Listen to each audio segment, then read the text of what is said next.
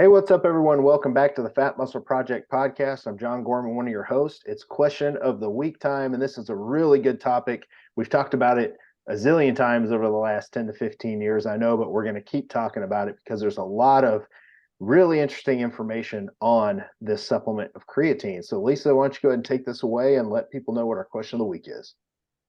Awesome. Our question of the week is, why does weight usually increase when first starting creatine?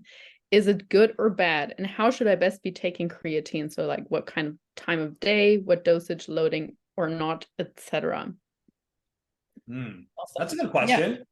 Well, I guess I'll just start by saying, creatine, adds, what's called phosphates to adenosine triphosphate, which is the energy source within the muscle cells. Phosphates will break off and get depleted. So creatine kind of replenishes that. So you have more anaerobic energy, right? Anaerobic meaning like you can probably hold your breath to do like a 3-rep bench press, maybe even 5 reps, but you probably can't hold your breath and run 5 miles, right?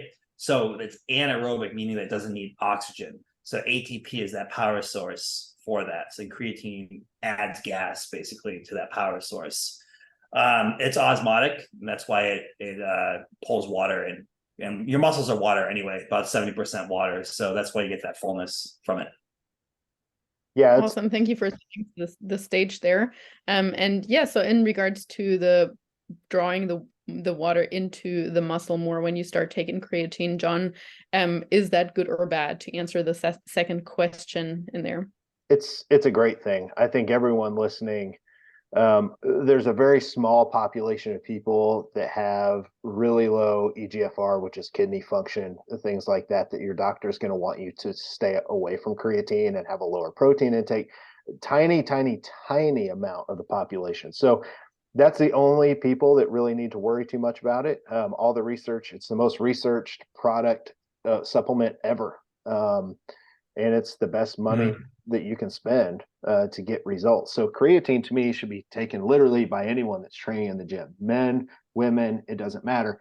And back to what you were saying, Lisa and Jeff, osmotic means it pulls water into the cell. It's a cell volumizer. So what happens is your muscles are fuller, they're stronger, they're more anabolic, which means you grow better. A wet muscle is an anabolic muscle. So it's one of those things. It helps increase strength and performance. So think about high school football players. Like those are perfect types of athletes, or CrossFitters, or just anyone that's training in the gym like us. Like we're trying to explode up and be stronger. Creatine is the best, literally the best thing that you should take, that a lot of people don't, because they're afraid of the weight gain. So I will see most people gain a pound or two at least when they start taking creatine. I know we're going to talk about how to take it, how much, but I usually warn people. It's kind of like people that haven't been eating any salt, and I have them start salting their food. I'm like, hey, you're going to gain a little bit of water weight because you're going to start to fill the muscle out with a little bit of water. Creatine is the same way. So usually I see it for about a week. Like I'll see most people gain like 1 pound, maybe 2 pounds if you're a larger individual. But it's exactly the kind of weight that you want to gain. That's what I was just going to say. It actually is a good sign if your weight is going up, because it means your muscle is getting saturated, and therefore that's what we want. There are people that respond a lot slower and the weight doesn't go up. Not saying that that's necessarily a terrible sign or means it's not working for you, but yeah, the weight going up initially is actually a good sign. For anyone who's still like on the fence, or who's saying, oh, I don't actually care that much about strength or performance or hypertrophy, for me, the thing that you should pretty much tip anyone over the edge if they're sitting on the fence is that there's more and more research emerging, as well as to creatine's cognitive benefits, and potential to help prevent cognitive decline as we age, and in the sense of Alzheimer's or dementia. And even for kids, there has been research done with adolescents, especially also those training in any contact sports and so on. So really, as John said, everyone should be taking creatine, even if you're not strength training, in my opinion. There really is no negative or a contraindication really as to why you shouldn't be taking it. So yes, let's get into the next part of the question. how should I best be taking creatine? That old myth of loading, is that something that we should still be doing, or what time of day, dosage, and so on? Jeff, maybe you can start us off there. Yeah, the concept of loading, in my opinion, I think you're going to end up at the same place. So I don't think it's necessary to do it, although some people may feel like it's working faster. And loading is basically taking a lot of it, usually within the first week or two. And I think it's like anywhere from 25 to 30 grams versus, if you just took it like a little bit each day, which is what you're supposed to do to maintain its effects, it's like 5 grams. And people, as long as you take it, it's in your system. And then I think some people take it with like juice too. That's why, in the early days, I think like when I was in high school, I remember I bought my first supplement. It was Muscle Tech, Cell Tech. Yeah. Cell Tech was creatine with basically like Kool-Aid powder mixed in. And I thought I was like carrying like steroids in my backpack or something. Like this I would pull out in the long 35 for 4 reps, so. Oh, that's brilliant. Yeah. Yeah, John, can you give us a bit more detail in the sense of how you would recommend taking it? Yeah, it's one of those things. You don't need insulin for creatine to be stored and cross the cell. That's the thing. You don't need insulin. But back in the day, the thought process was, especially EAS with products like Phosphagen HP and those things back in the day, they wanted to try and drive it into the muscle. And you don't necessarily have to. So save the calories, eat your carbs. Don't worry about that. So just 5 grams is a pretty standard dose. Just take it, and all of a sudden, you're going to have about a month's worth of creatine stored in you once you get fully saturated. And what people don't realize is you pull from those stores, right? Like when you drink creatine, maybe it's before you work out or during your workout or whatever. Sure, you do use that to volumize the cell and to get some immediate ATP, but it's also stored in the body, and your body pulls from those stores and uses it. So it's one of those things to where you don't have to really worry about loading, but there is a time. Am I cutting out you guys, or am I good? I think you're okay. Yeah. Okay. Yeah. Sorry to our listeners. Sometimes we have a little technical difficulties. The only time I would say to load it is if I've got a client that hasn't been using it and all of a sudden they've got something coming up like a meet or a peak week coming up. And I think, okay, hey, I can fill this person's muscles out really quick, but I don't have a lot of time. I will load them on creatine. And I usually do, 20 grams a day for about 4 or 5 days seems to get them there pretty quickly. You just spread that out.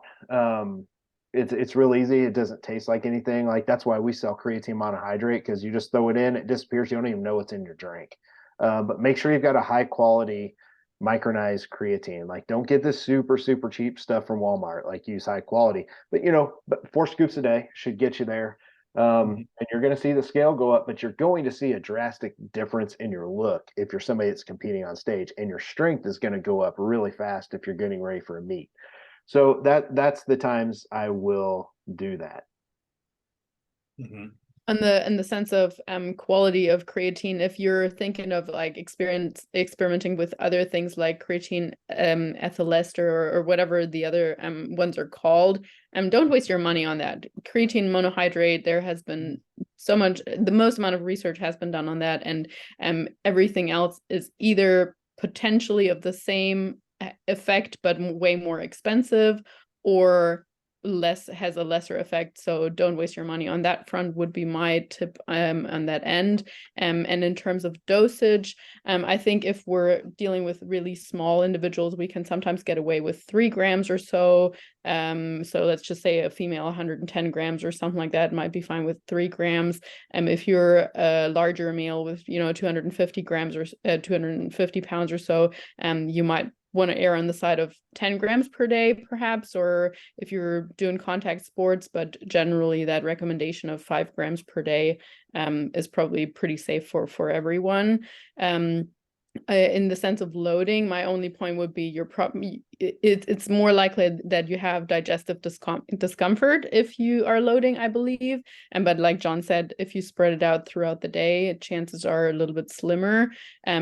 Otherwise, my point, or from what my read of the literature is that it doesn't really matter what time of the day, as long as you take it every day, even if you're not training. There might be a small benefit if you take it with your training or after training, but like marginal, even if you consume it at night, just as long as you literally, remember to take it every day. I think that's the most important thing. It's not so crucial that it's right around your training, from what I'm aware of. Correct. Yeah, you just want to be saturated. And the other thing is, like regarding that word saturation, is that if you're, eating, regular amounts of protein, especially red meat, you're going to be getting a lot of creatine anyway. Creatine is, it's derived from like amino acids. Arginine being the main one, and that's found in red meats, right? Full amino acid profiles. So I would say creatine would benefit, let's say, people who are vegan and may not be getting complete amino acid profiles from their foods. And we're just really topping off the tank, because if you eat red meat and you eat adequate amounts of protein, you're going to be fairly saturated. So we're looking for like another 10%, maybe 20% on top to really fill that tank, so you don't get depleted during hard training or when you're dieting. And that's where creatine really shines, I would say. I like to use it in a couple places. I don't think it makes a huge difference, but it's one of those tiny, tiny things to where if you have it before you train, anything we can do to try and volumize the cell during training to help pull nutrients and water and everything into the muscle, right? Glutamine is another thing. I know this, we're not going to talk in depth about glutamine, but it's a cell volumizer too, not the same level. But all the, citrulline, like all these different things I like to have my physique athletes have right before they train to try and volumize the cell. Somebody getting on stage, their pump up drink, I'm going to have them put creatine in it. So when they're pumping, they're trying to pull as much into the muscle cell as possible. So do I think it's going to make a huge difference in growth over time? No. Like you guys said, you just take it every day and make sure you don't miss it. And especially as you're older, Lisa, you talked about the cognitive function. I want to hit on that before we wrap this up. If you're a little bit older, creatine has been shown to help with cognitive function. And that's just something that for a lot of people, it declines with age. So why not take it? So that's my final thoughts. Mm-hmm. Exactly. 100%. I agree with that. Great. Cool. You guys have anything else to add? Mm-hmm. No, not much. I think we covered everything with that question and then some. Yeah. So yeah, hope that helps whoever asked. Yep. Grab your creatine. We've got it in the show notes. A little shameless plug here. Just hit the show notes. But in the show notes is our email. You can hit any of us up, all three of us. It doesn't matter if you have a question that you want to have answered. Leave us a review. We're going to be giving away $200, $50 gift card for supplements to the Fat Muscle Project online store. But we appreciate you guys. We love these questions. Keep them coming in, and we'll keep our answer. For myself, Jeff, and Lisa, we're out of here. See you guys. All right. See you. Thank you.